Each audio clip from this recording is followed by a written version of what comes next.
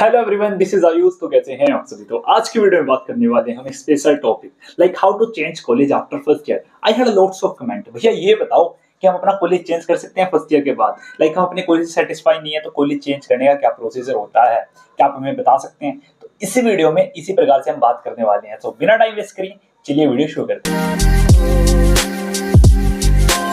इसके कुछ क्राइटेरियाज हैं जिस प्रकार से आप अपना कॉलेज चेंज कर सकते हैं। तो उसी प्रकार से हम फर्स्ट पॉइंट की बात करने वाले हैं। कॉलेज जो आपका होना चाहिए सेम लीग का होना चाहिए जिसमें आप एडमिशन लेना चाहते हैं। College should have same affiliation, same type, same league. Like अगर आपकी डीम्ड यूनिवर्सिटी है तो आप डीम्ड यूनिवर्सिटी में ही एडमिशन ले सकते हैं। आपकी स्टेट यूनिवर्सिटी है तो आप स्टेट यूनिवर्सिटी में ही एडमिशन ले सकते हैं। अगर आपका एफिलिएशन सेम है किसी यूनिवर्सिटी से तो आप सेम एफिलिएशन के ही कॉलेज में एडमिशन ले सकते हैं। अगर आपका ऑटोनोमस कॉलेज है तो आप ऑटोनोमस कॉलेज में एडमिशन ले सकते हैं। ऐसा नहीं होगा कि आपका ऑटोनोमस कॉलेज है ना आप किसी स्टेट यूनिवर्सिटी में एडमिशन ले लें या किसी गवर्नमेंट यूनिवर्सिटी में एडमिशन ले लें।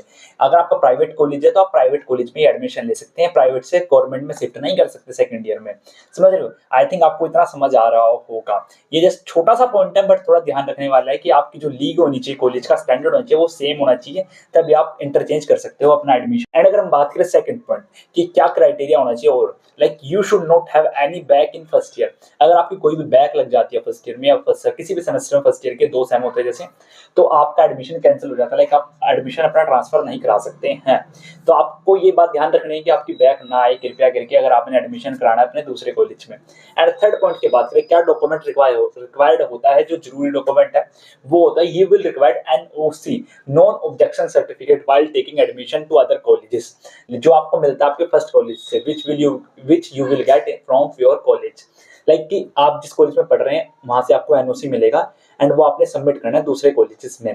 बट मैं एक बात बताना चाहूंगा आपको, इस चीज का आपने ध्यान रखना है जब आप दूसरे कॉलेज में एडमिशन ले रहे हैं कि वहां पे आपके कोर्स में सीट है या नहीं है, क्योंकि समटाइम्स क्या होता है सीट अवेलेबल नहीं होती है। क्योंकि सभी कॉलेजेस की या जो भी प्राइवेट कॉलेज, तो चलो मैं कह नहीं सकता वहाँ पे सीट का इतना होता है कि वहाँ पे एडमिशन मिल ही जाता है, पैसे दो एडमिशन लो।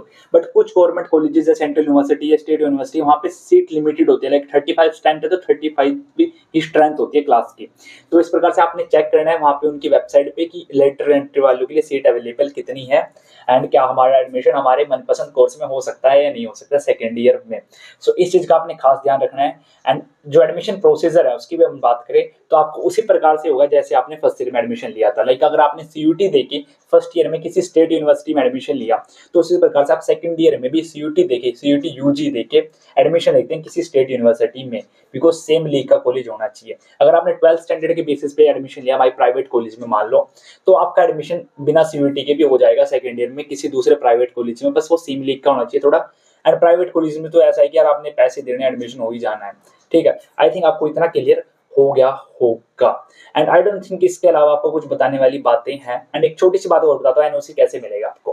लाइक एनओसी अगर मैं बात करूँ स्टेट और सेंट्रल यूनिवर्सिटी या प्राइवेट छोड़ देते हैं भाई, या गवर्नमेंट कॉलेजेस की बात करें, लाइक कि जो गवर्नमेंट कॉलेजेस स्टेट यूनिवर्सिटी या सेंट्रल यूनिवर्सिटी वहाँ पे एनओसी मिलना आपको ईजी सा है। लाइक आपने एक एप्लीकेशन देना है अपने डीएन में या किसी भी ऑफिस में कॉलेज के जहाँ पे आपका ये सारा काम होता है एंड वो आपको एनओसी प्रोवाइड कर देंगे with in 1 day 2 day whatever.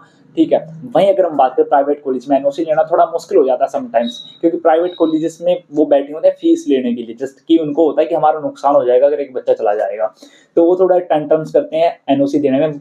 Government colleges वाले टेंटम्स नहीं करते हैं तो इजीली आपको एनओसी दे देते हैं। एंड आई थिंक इतना आपको क्लियर हो गया होगा। एंड अगर आपको इस वीडियो से थोड़ी भी हेल्प हुई है तो do subscribe, do like, do comment and फिर मिलते हैं नेक्स्ट वीडियो में। आज के लिए सिर्फ इतना ही, बाय।